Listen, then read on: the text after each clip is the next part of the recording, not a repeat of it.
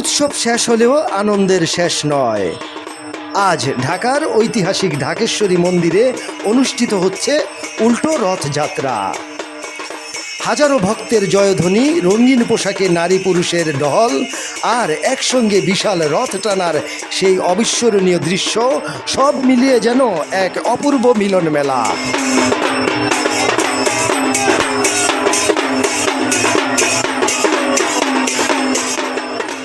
কেন এই উল্টো রথযাত্রা অনুষ্ঠিত হয় আর কেমন ছিল এবারের উৎসবের পরিবেশ, চলুন দেখে আসি পুরো আয়োজনে।